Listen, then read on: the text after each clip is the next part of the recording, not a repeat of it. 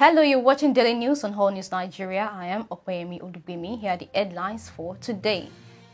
Tinubu emerges Ecowas chairman. DSS releases YARI after interrogation over 45 billion naira in the election fund. Court orders former presidents to account for $5 billion ABACHA news.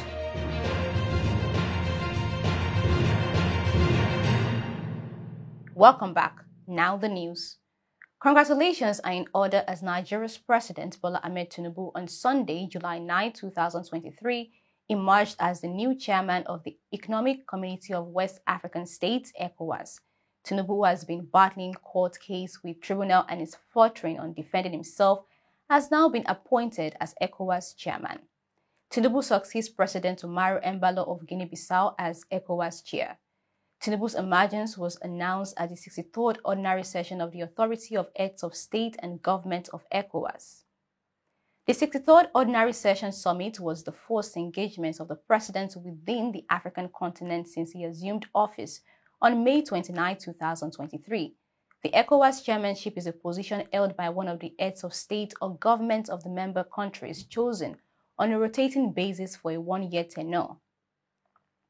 Former President Buhari had occupied the position from 2018 to 2019. Though the role does not confer executive powers, the chairman plays a strategic role in conflict resolution, advocacy, and liaisons with the president, responsible for the day-to-day management and implementation of ECOWAS policies and decisions. Tinubu, who is in the latest entrant into the exclusive club of heads of state in West Africa, pledged to bear the responsibility of the office and run an inclusive administration of the regional organization. Tinubu, however, warned that the threats to peace in the sub-region had reached an alarming proportion, with terrorism and an emerging pattern of military takeover that now demand urgent and concerted actions. He said insecurity and creeping terrorism were stunting the progress and development of the region. Tinubu called for a collective action from member states, pledging that under his leadership, frameworks would be harmonized to actualize the dreams of ECOWAS. The president noted that ECOWAS had developed a security architecture which covers a wide range of areas that involve kinetic and non-kinetic operations, including preventive diplomacy. There is also the Regional Plan of Action on Fight Against Terrorism 2020 to 2024, as well as the organization of the ECOWAS Standby Force on Fight Against Terrorism. We must bite back. We can't sit like toothless bulldog and ECOWAS. For the confidence reposed in me, I pledge to you, Your Excellencies, distinguished ladies and gentlemen, that I will do my best. I am just new. This is my first. I'm giving a surprise package. We work collectively to pursue inclusive economic integration of West Africa sub-region. We should serve a warning to exploiters that our people have suffered enough. While decrying the emerging pattern of coup d'etat in West Africa, where soldiers have truncated the popular mandate, Tinubu charged ECOWAS to stand firm in defense of democracy, which is ironic because in Tinubu's home country, it's being accused of election rigging as democracy went down the drain during the presidential election. In other news, former Zamfara State Governor Abdulaziz YARI has regained his freedom following his detention by Nigeria's secret police, the Department of State Services, DSS. YARI regained his freedom on Saturday night.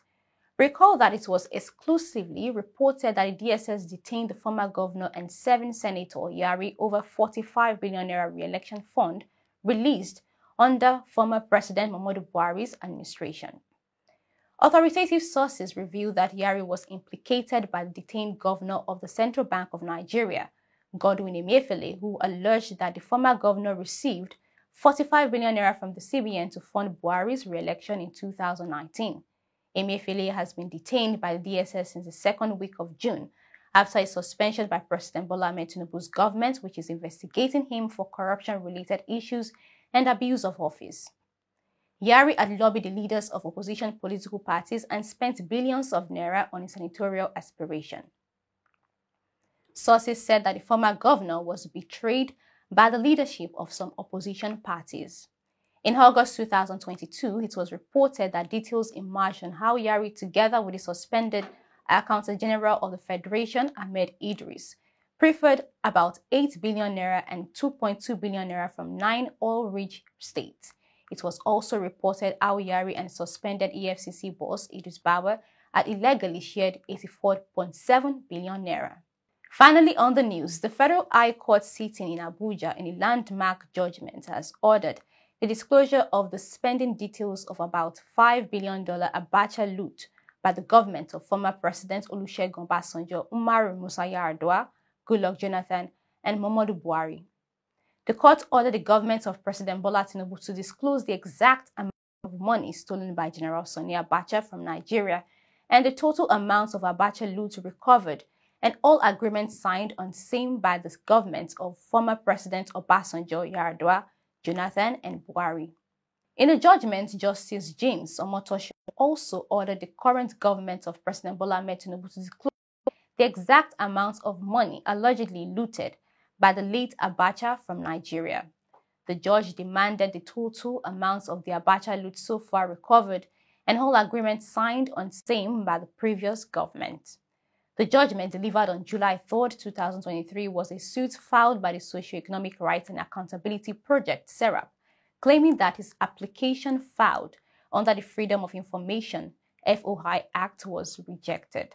The judge ordered the government to disclose details of the projects executed with the Abacha loot, locations of any such project, and the names of companies and contractors that carried or are carrying out the project since the return of democracy in 1999 till date. He also ordered the government to disclose details of specific roles played by the World Bank and other partners in the execution of any projects funded with Abacha loot under the governments of former Presidents Obasanjo, Yar'Adua, Jonathan, and Buhari.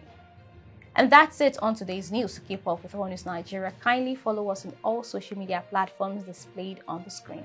I am Ofoyemi Olubemi. Do have a lovely day.